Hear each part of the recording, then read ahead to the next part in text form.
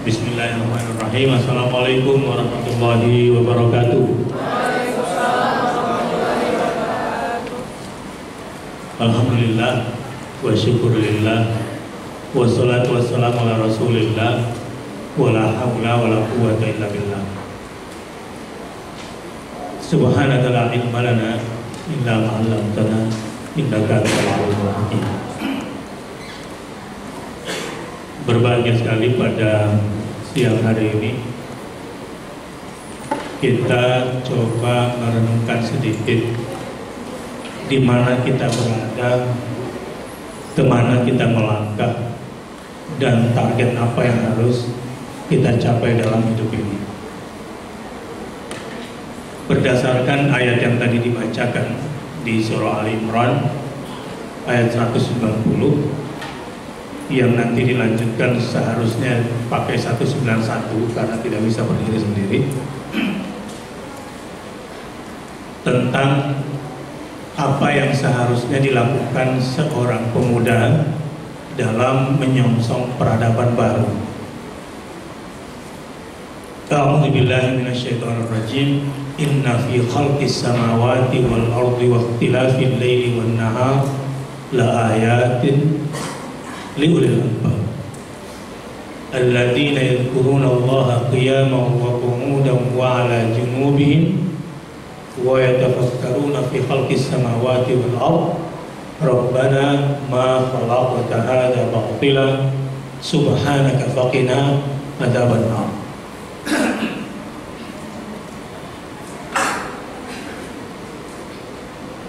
Yang harus kita lakukan atau dilakukan oleh seorang pemuda dalam memulai sebuah langkah menuju peradaban yang gemilang, menurut ayat ini, sesungguhnya di balik penciptaan langit dan bumi dan silih bergantinya malam menjadi siang, jadi yang disebutkan malam dulu baru siang. Kalau tadi kan inna fi khalqis samawati wal ardh, yang diciptakan langit dulu baru bumi. Ini menarik sekali.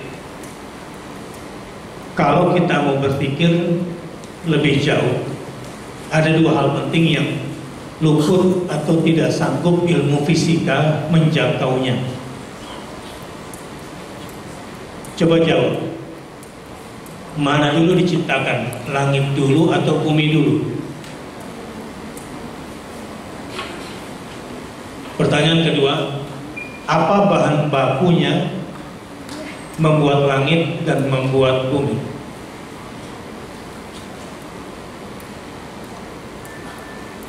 Pertanyaan kedua. Pertanyaan ketiga, bumi yang disebut dengan blue planet, planet biru, dapat air sebetulnya diturunkan dari langit atau dari dalam dirinya sendiri?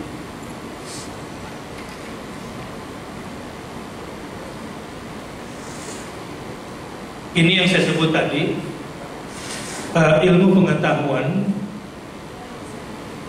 Kalau dimulai dari memikirkan proses penciptaan langit dan bumi, ini adalah sebuah proses yang benar yang digambarkan dalam Al-Quran.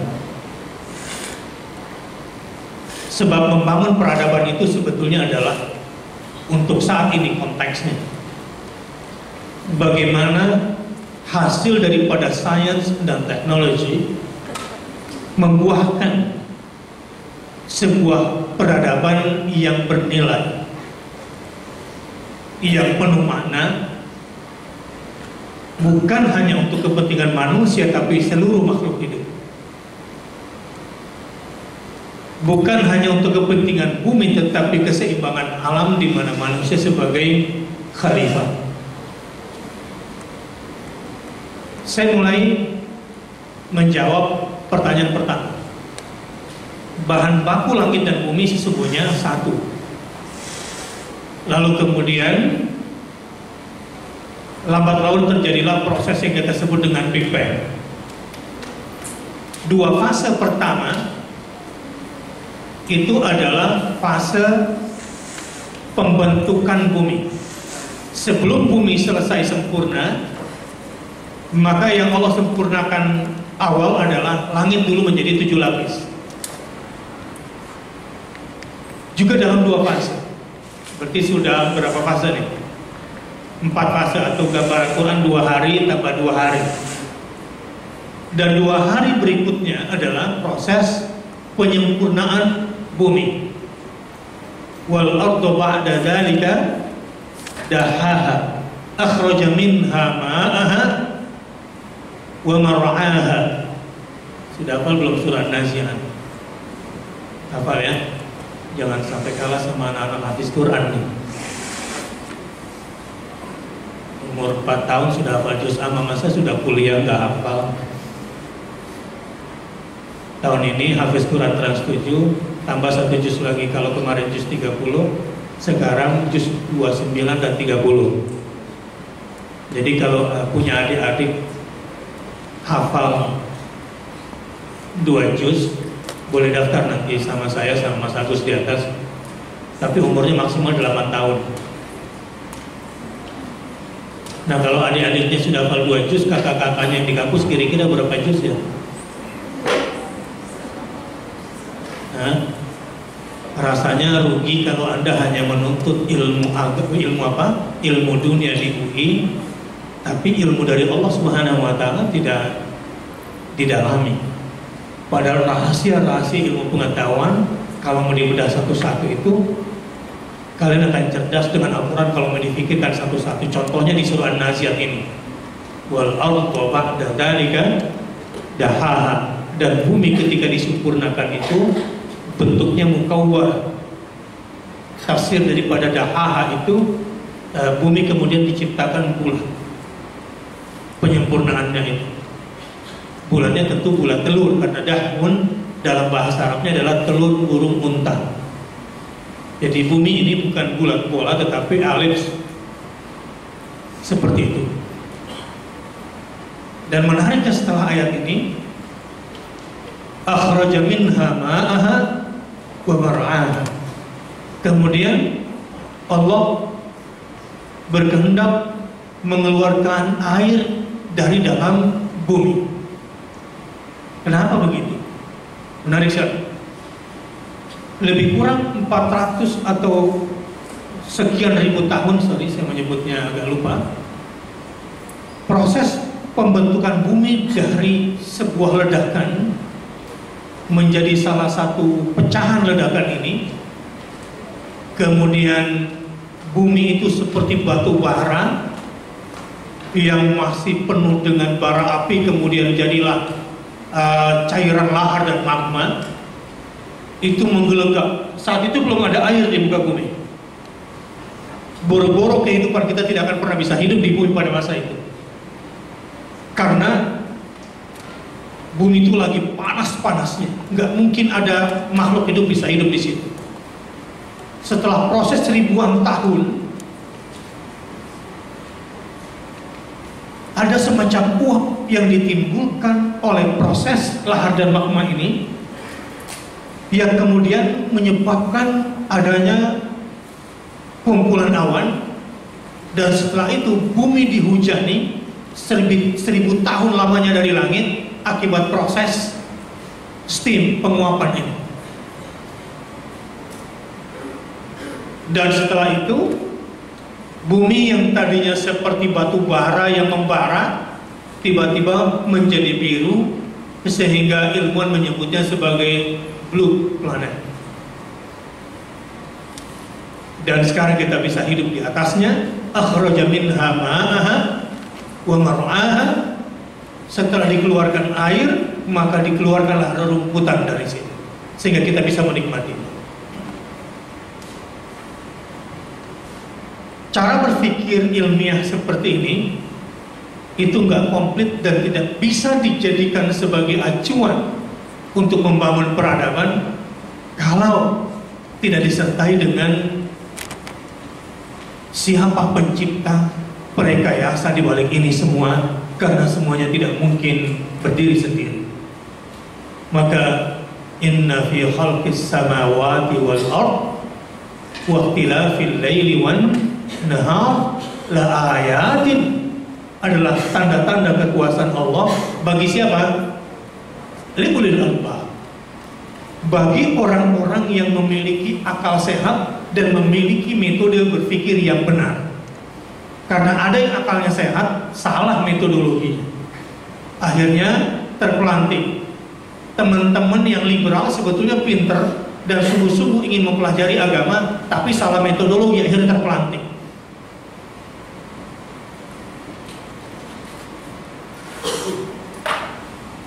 Siapa itu ulul albab? Orang yang berpikirnya benar dengan metodologi yang benar. Nah, persoalan sekarang, ketika ilmu pengetahuan tidak dieksplorasi dengan nilai-nilai tauhid dan bukan bertujuan untuk memperjumpakan manusia dengan hamba lewat ilmu, maka pada akhirnya manusia akan menuju kehancurannya sendiri.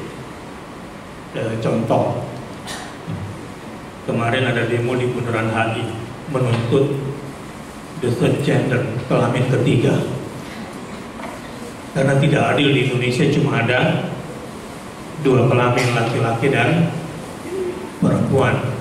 Jadi harus ada kelamin ketiga, lesbian, gay, bisex, dan transgender ini dibolehkan. Dari mana ide itu muncul?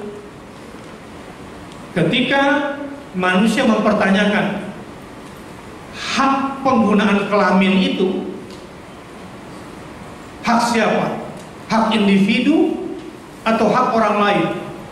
Tapi yang jelas dia tidak mau ada kekuatan otoritas di luar dirinya, termasuk agama dan Tuhan, yang menentukan bagaimana penggunaan kelamin. Sehingga manusia terlahir bebas sejak lahir untuk menentukan kelaminnya sendiri. Ujung-ujungnya mereka berpikir begini, kenapa kamu dikatakan laki-laki? Sebetulnya hanya stigma. Kenapa kamu dikatakan perempuan? Itu cuma kultur sebetulnya. Kenapa disebut laki-laki? Hanya gara-gara punya penis. Kenapa sih perempuan harus berjilbab? Itu kan kultur Arab. Anda sebetulnya sedang tidak merdeka sebagai manusia. Jadi sekarang kalau Anda mau jadi perempuan, boleh transgender. Kenapa harus pakai jilbab? Kencing aja boleh berdiri. Karena kencing berdiri tidak ada di toilet perempuan, itu bias gender dan seterusnya. Orang kalau sudah berilmu tapi nggak kenal Tuhannya dan aturan Tuhannya, lupa sama kelaminnya sendiri. Dia tidak tahu kelaminnya sendiri. Kalau peradaban dibangun dengan cara ini, ada seorang penulis terkenal di Barat sekarang menulis bahwa Barat telah hancur. Telah hancur. Di Barat susah lagi mengembalikan moral. Bagaimana gaya hidup laki-laki dan perempuan, bahkan kehidupan seksual, bahkan kelaminnya sendiri mereka sudah tidak bisa tempatkan. Kebiadaban yang dilakukan oleh Barat ini sudah membabi buta. Lihat pembantaian kemanusiaan di Irak, sebelumnya di Afghanistan, setelah Afghanistan kemudian di Bosnia, hanya karena ingin menguasai aset sebuah negara, hanya karena ingin mendapatkan ketamakan superioritas jiwanya yang tamak. Ini Barat. Kalau mengambil pepatah sebuah peradaban menurut cara pandang Islam, innamal umamu akhlaqun idza dhahabat akhlaquhum dhahabun. Sebuah entitas negara, satu kaum dikatakan maju dan berperadaban adalah selama ada akhlak pada kaum itu. Kalau akhlaknya sudah hancur, maka hancurlah bangsa itu. Jadi sebetulnya membangun peradaban itu apa ya alatnya? Setelah kita mengerti, memulainya adalah mencermati dengan ilmu pengetahuan apa yang terjadi di alam raya ini, dengan menghubungkannya kepada Tuhan, Maka untuk membangun peradaban kemanusiaan ke depan, dengan apa kita membangun? Satu, tentu dengan ilmu pengetahuan, dengan sains dan teknologi, tetapi menghasilkan kehalusan budi dan kemuliaan moral atau akhlak. Saya ulangi, bagaimana kita membangun peradaban ke depan? Instrumen utamanya adalah dengan sains dan teknologi, tetapi melahirkan kehalusan budi, keluhuran akhlak, sehingga segala inovasi yang tercipta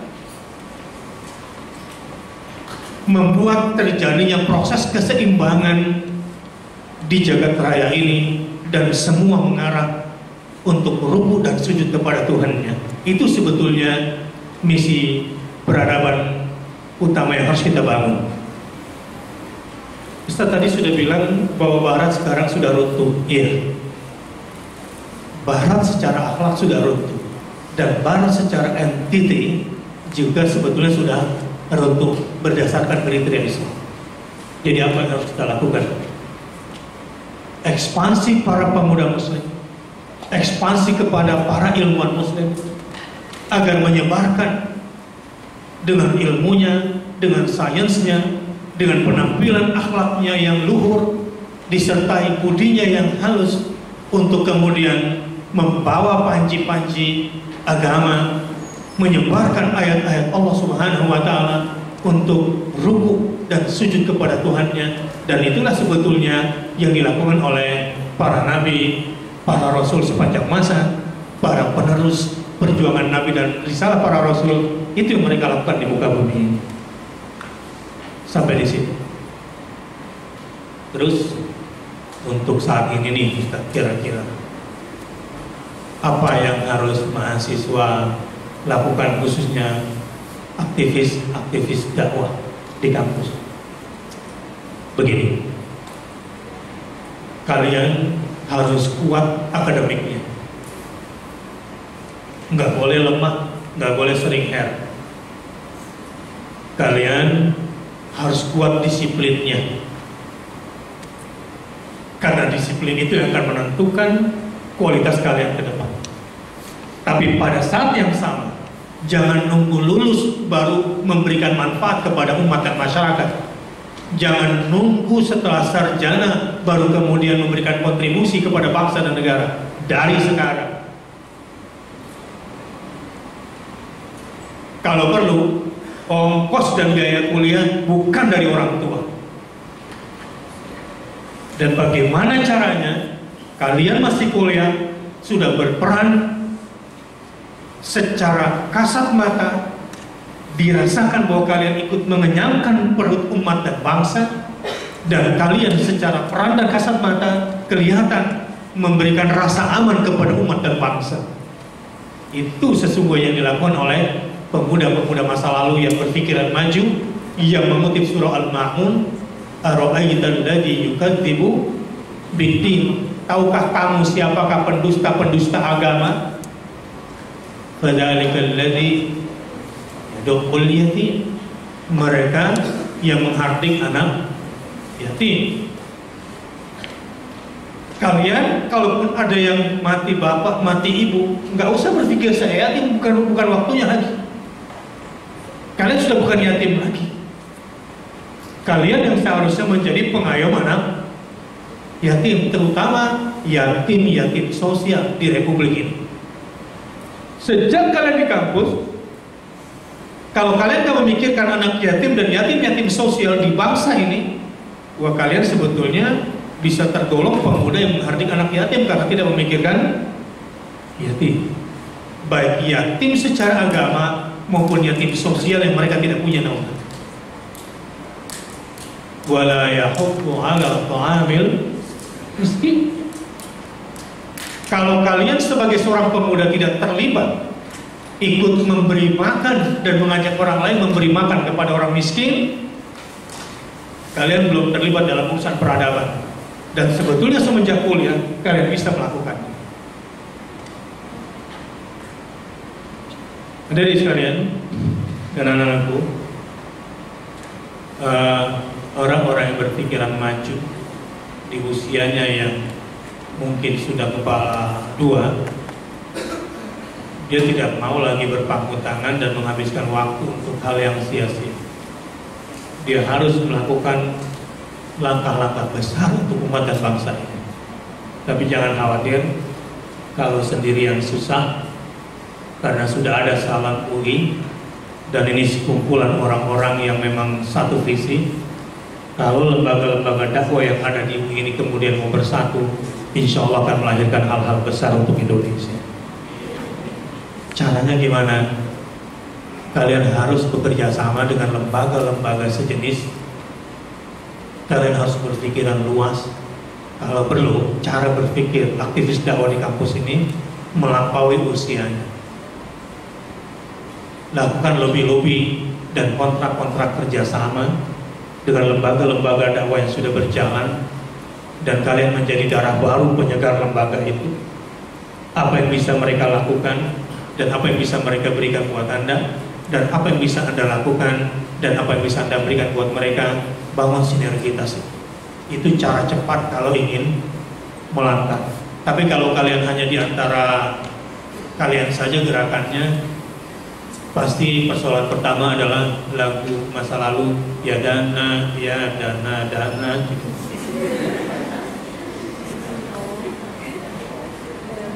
Padahal di luar sana banyak hal yang bisa dilakukan. Saya minta dipercepat karena setelah asar saya harus mengisi di MIUNI. Saya mengumpulkan para pendekar. Sebelumnya saya kumpulkan para lawyer untuk menyusun strategi dan bagaimana kemudian menghadapi aliran sesat di Indonesia. Ini dalam rangka menyatukan langkah-langkah kekuatan, dan Anda, saya lihat di lapangan, menjadi bagian yang vital. Sebagai pelaku dakwah di lapangan di Indonesia dan internasional, saya melihat posisi kalian sangat strategis. Saya sudah terlibat dalam urusan pertempuran di Bosnia ketika saya masih kuliah di Madinah tingkat 2. Walau tidak bisa secara langsung karena teman saya Malaysia berangkat duluan, nggak ngomong-ngomong. Dan tahun 92 Afghanistan sudah merdeka. Saya cuma menjadi bagian bagaimana menolong perempuan-perempuan, anak-anak, dan orang lemah di Bosnia. Dan saat itu saya masih kuliah. Dan dengan siapa saya bergabung? Saya bergabung dengan World Muslim Youth Assembly WAMI-nya Madinah saat itu. Kemudian berhubungan dengan para syekh yang kemudian menggerakkan kekuatan yang ada, kemudian memberikan manfaat di sana. Jadi sejak kalian masih di kampus, terlibat, main di tengah, jangan di pinggir, dan jangan menghabiskan waktu dengan gadget kayak orang gila ketawa sendirian. Saya perlihatkan kepada anak saya ada trailer filmnya si The Young Billionaire, siapa namanya, Thailand, yang masa kuliah sudah punya uang 40 juta baht dengan kerja keras, dengan mental tiada henti untuk kemudian melakukan hal-hal besar, nggak nunggu lulus. Bolos sekali-kali boleh, penting kesampaian 70%, tapi harus bermanfaat. Bisa dapat biaya sendiri untuk kuliah, bisa membiayai orang kelaparan, bisa membantu teman punya beasiswa, bisa membiayai lagi orang-orang yang kelaparan, bahkan membantu kekuatan Islam di muka bumi ini. Usia kalian harus dilakukan dari sekarang. Tentu sebatas kemampuan yang bisa dilakukan. Masing-masing fakultas sebetulnya punya kelebihannya sendiri-sendiri. Dan terakhir, silakan setelah itu kalau mau diskusi, pada waktu kira-kira 9 menit dari sekarang. Begini, untuk semua aktivis dakwah di Salam UI, kalian sering dengar ayat ini kalau sholat Jumat kan, ya ayyuhalladzina amanu taqullaha haqqa, selanjutnya apa? Wala tamutunna illa wa antum muslimun.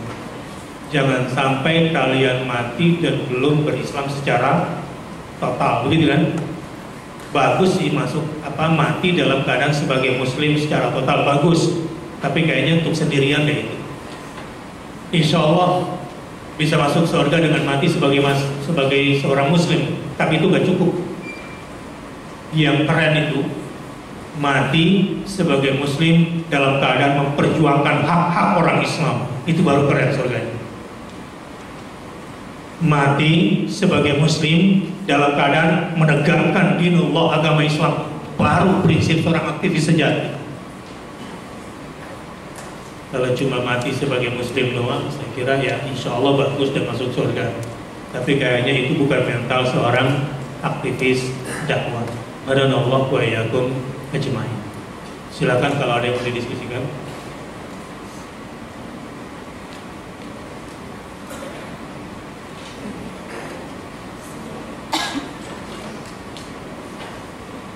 Ya, silakan buat teman-teman semua yang ingin berdiskusi dengan Ustaz, dipersilakan. Ada?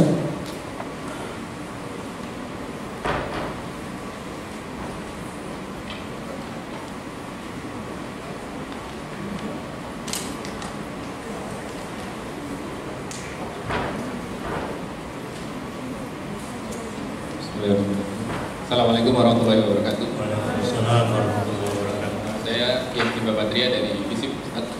Ya. Saya masih ingat ketika itu saya mendengar Ustaz memberikan tausiah juga di Jepang, kalau nggak salah. Iya. Hari ini kan di pusat studi Jepang doang. Iya. Itu Ustaz mengatakan bahwa di saat seperti ini Islam itu kehilangan mukjizatnya. Gitu. Iya. Saya masih ingat ketika menganalogikan Musa dengan tongkatnya, Iya. Muhammad dengan Al-Qur'annya. Iya. Dan di zaman sekarang mukjizat yang Ustaz berikan adalah dengan media, teknologi. Sementara itu saya tangkap secara keseluruhan, maksudnya di Indonesia. Iya. Mungkin bisa dijabarkan Ustaz, apa mukjizat atau media yang bisa kita gunakan di lingkup kampus ini sehingga kita bisa berdakwah dengan lebih maksimal. Bagus. Ini media. Jadi kenapa saya selalu bawa tim dokumentasi kamera itu saya menganggap saya sedang bawa AK-47. Ya, Perang Dunia ke-1 senjatanya itu kan dokumen. Itu Israel yang menang. Perang Dunia kedua senjatanya adalah machine gun. Betul-betul. Dan ini sekarang sedang berlangsung Perang Dunia ketiga, senjatanya adalah kamera. Waktu saya masih kuliah di Madinah pas Perang Teluk, itu Timur Tengah dihancurkan betul oleh satu media pemiliknya CEN itu.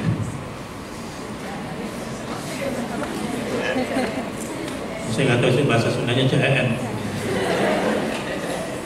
Yang boleh masuk ke Irak saat itu hanya Rupert Murdoch saja, dan semua media seluruh dunia hanya boleh membeli informasi dari Murdoch, dan Arab betul-betul dipecah. Tahun 90 kira-kira teknologi cropping animasi sudah ada belum di Indonesia? Belum. Tapi teknologi cropping pada tahun 90 itu sudah ada dimainkan oleh media mereka. Jadi yang dikasih ke kita ke dunia ketiga ini bisa dibilang teknologi yang sudah ketinggalan oleh mereka. Bagaimana caranya mereka memecah dunia Arab? Pertemuan antara Saddam Hussein dengan Hosni Mubarak di satu pertemuan yang sebetulnya itu di cropping oleh mereka, dan framingnya ditujukan agar Arab Saudi benci, dan itu terjadi. Sehingga dosen-dosen terbaik saya dari Mesir dan dari Sudan, juga dari Yaman, terutama dosen-dosen qiraat yang bagus-bagus itu diusir semua dari Arab gara-gara nonton TV itu. Presiden Hosni Mubarak berpelukan dengan Saddam Hussein hanya gara-gara di TV. Pecah. Sampai sekarang 16 wisatawan Indonesia kabur bergabung sama ISIS. Ini apa lagi? Saya ngeliat aja lucu, masa mau ikut jihad, ikut smiling tour? Kita nih ngerti lapangan, ketawa cekikikan, gila. Baru lepas dari airportnya juga langsung begitu kelihatan di CCTV jemputannya gitu. Asli belum. Tapi ada isu yang sedang dimainkan di balik ini semua. Ya, terutama setelah jarum waktu sejarah eskalasi politik Timur Tengah sekarang ini sedang berbalik. Yang tadinya senarionya sesuai dengan apa yang diinginkan oleh Barat di Timur Tengah, di mana Mesir sebagai komandan di bawah pimpinan Al-Sisi dan bendaharanya Saudi Arabia, sekarang setelah ganti Raja Salman berbalik total. Dan anehnya Salman kemudian kunjungan ke Erdogan yang selama ini jadi momok di Barat, dan kemudian 3 negara kuat ini jadi bersatu dengan Qatar. Ini goncang, akhirnya sekarang sedang ada blok baru di dunia ini. Nah, yang ngerti situasi ini adalah orang yang ngerti tentang dunia media. Kalau nggak ngerti media, nggak bisa baca ini. Apa yang sudah dilakukan pertarungan media sejak kalian di kampus, itu sosial media kalian sangat hebat fungsinya. Untuk saat ini, kita yang tidak punya TV mainstream, baik tingkat nasional maupun tingkat internasional, satu-satunya media untuk melawan arus dan bertarung ini adalah medsos.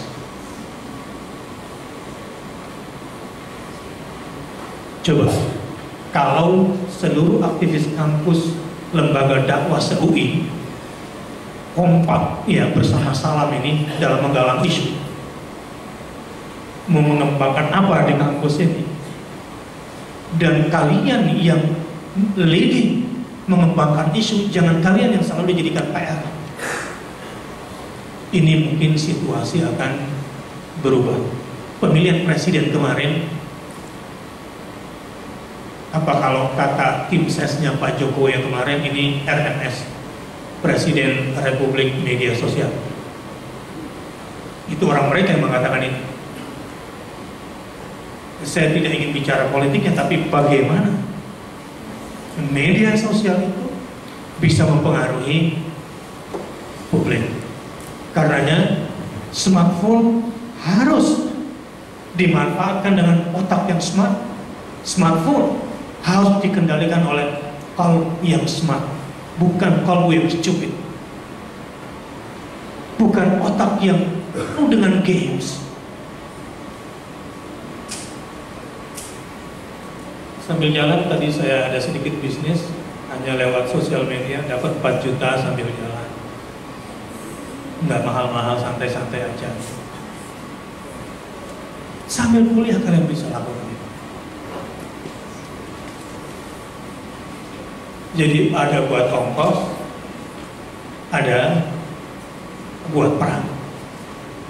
Tapi memang harus mempelajari bahasanya. Bagaimana bahasa medsos agar itu kemudian menusuk ke benak. Jangan panjang-panjang di WhatsApp, share-nya panjang banget kayak nulis artikel, orang nggak baca. Yang singkat-singkat. Tetapi kemudian terkait antara satu artikel dengan artikel yang lain, sehingga Anda tuh menggiring. Ya gampangnya kira-kira tuh kayak detik.com gitu ya, pendek, kemudian berita terkait, pendek, berita terkait. Termasuk dagang juga begitu, harus jago menguasai isinya. Yang kedua tentu wifi di mana-mana ini. Ini semua sarana pertarungan bagi kalian di dunia media.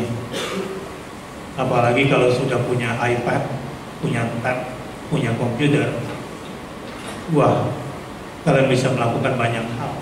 Tapi jangan habiskan umur untuk yang sia-sia. Mark Zuckerberg, pembuat Facebook, resolusi dia di awal 2015 bilang, 2015 saya akan sesedikit mungkin membaca media sosial. Saya akan membaca berbagai macam buku dengan multidisiplin ilmu. Sementara lu masih cekikikan di depan orang yang lagi narsis misalnya gitu, lagi selfie. Mark Zuckerberg, anak muda pembuat Facebook ini, udah nggak mau dia baca itu. Justru dia mulai membaca, resolusi dia di 2015, saya akan membaca sebanyak-banyaknya, dan itu dari berbagai disiplin ilmu. Artinya apa? kombinasi media dengan membaca, penguasaan berbagai disiplin ilmu untuk kemudian kita kombinasikan akan melahirkan hal-hal besar dalam pertarungan saat ini. Sekarang mau belajar apa di internet, semuanya gampang, semua ada di genggaman. Pinter-pinternya kita untuk memanfaatkan sesuatu. Saya saja kalau sekarang disuruh ngajar soal masak, tinggal buka aja, langsung referensinya keluar. Tapi kalau kita nggak punya cara membaca cepat yang bagus, struktur berpikir yang memang bagus, ya bagaimana memasukkan ide kepada orang lain dengan bahasa yang bagus, ini butuh bacaan berbagai disiplin ilmu. Ini kira-kira pertarungan. Dan selanjutnya, sekarang kan sudah ada video nih, jadi kalian mau jual produk apa, kalian mau punya isu apa, cukup dengan selfie video 1-2 menit. Ya, saya selalu bikin filler. Saya sekarang nih punya murid YouTube kebanyakan. Turun di airport, tiba-tiba ada seorang bapak pejabat peluk saya, "Assalamualaikum guru." "Kapan gue ngajarin lu?" "Guru, saya selalu lihat YouTube guru 1 jam sebelum ke kantor." "Oh ya?" Ada mualaf yang suruh bininya datang pengajian ke saya, dan ternyata seorang pebisnis besar. Dan dia sebelum tidur nonton di YouTube saya sama bininya. Dan ternyata dia perwakilan sebuah produk di Inggris. Saya sebut aja ya, produk sepatu terkemuka yang selama ini bingung. Dia punya beberapa, ada sekitar 1.500 pasang. Dia mau kasih siapa? Setelah nonton YouTube, saya merasa berutang budi, saya mau kasih guru. Kapan gue ngajarin dia? Padahal cuma cuplikan-cuplikan dari kamera ini, dan hasilnya kemudian apa yang bagus kemudian oleh tim di lapangan, kemudian diambil framingnya 1-2 menit. Banyak hal yang bisa dilakukan. Kalau kita bicara di YouTube kan itu sampai internasional. Saya kemarin umroh, ternyata program yang saya buat di Trans 7 itu dinikmati oleh orang-orang di Saudi Arabia. Besok saya diundang oleh Malaysia, sebuah perusahaan percetakan dan media terbesar se-Malaysia, ingin bikin program membuka 500 rumah ngaji se-Malaysia, dan minta saya datang di sana membuka, dan sekaligus bukanya di Kelantan setelah wafatnya Nik Abdul Aziz, ulama terkemuka Malaysia, dan untuk menghidupkan kembali dakwah di sana. Dari mana mereka lihat? Dari YouTube. Ini sekelumit aja hal-hal kecil di mana kalian bisa melakukan hal-hal besar lewat media. Jadi jangan habiskan waktu, apalagi sekarang sudah punya GoPro barangkali ya. Selfie-nya juga bisa melihat yang lebih luas dan langsung connect ke HP dan bisa, itu standarnya sudah standar broadcast itu. Anda melakukan sesuatu bisa tiba-tiba terkenal seluruh dunia hanya gara-gara kamera ada standar tertentu dan Anda upload, Anda kirim kemana bisa gempar dunia itu hanya gara-gara video yang Anda punya. Dan ini akan menghasilkan hal-hal besar. Baik, saya kira itu saya cukupkan sampai di sini. Mudah-mudahan bisa berjumpa lagi lain waktu. Mohon maaf kalau hanya sampai di sini karena ada banyak tugas yang harus saya kerjakan. Saya juga tadi mampir sebentar karena habis ngisi di ACT, secepat tanggap untuk membina SDM-nya. Kemudian saya anggap ada penting sehingga saya mampir ke sini. Padahal saya harus menjadi moderator, mengumpulkan pendekar-pendekar Muslim yang punya ratusan dan ribuan pasukan untuk kita coba satukan demi kekuatan Islam dan bangkitnya peradaban. Jadi ini terus pekerjaan tiada henti. Nah, untuk itu, untuk Salam UI dan semua lembaga-lembaga dakwah yang ada di UI, sekali lagi saya ingin katakan, Anda sangat strategis, Anda sangat dibutuhkan. Jangan main di pinggir, jangan hanya di dalam tempurung. Indonesia sangat membutuhkan kalian, dan kalian pantas untuk memajukan Indonesia. Jangan nunggu lulus, sekarang kalian sudah bisa melakukan hal-hal besar. Dan jangan malu untuk berguru, datang ketemu ulama. Sejak muda bergaul dengan tokoh-tokoh sentral. Jangan habiskan waktu untuk teman ngobrolnya itu lagi, curhatnya itu lagi. Yang nggak penting sudah tinggalin. Ini saatnya untuk melompat. Lakukan hal-hal besar. Siap? Gimana caranya Ustaz? Harus munculkan mental serigala pada dirimu. Munculkan mental elang pada dirimu. Mental berburunya mesti kuat. Jangan jadi keledai yang senang dibebani sesuatu. Giliran capek baru keluar suaranya yang buruk.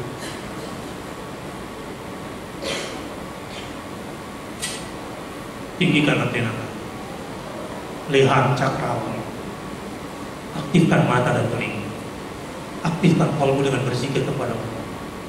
Kamu akan menembus batas. Kamu memang mahasiswa seperti yang lain, tapi telingamu tidak dicekoki oleh musik sehingga mereka lupa sambil jalan petantang-petenteng yang penting lulus kuliah. Tidak, tapi kamu masih kuliah. Di gadgetmu, di pikiranmu adalah sesuatu yang besar. Bagaimana kamu di kampus, begitulah nanti kamu di luar. Insya Allah kalian akan bisa menjadi orang-orang besar ke depan. Kalau sekarang Anda berprasangka baik pada diri sendiri dan yakin bisa menjadi orang sukses. Subhanallahumma wa bihamdika, asyhadu an la ilaha illa anta, astaghfiruka wa atubu ilaik. Mohon pamit. Wassalamualaikum warahmatullahi wabarakatuh.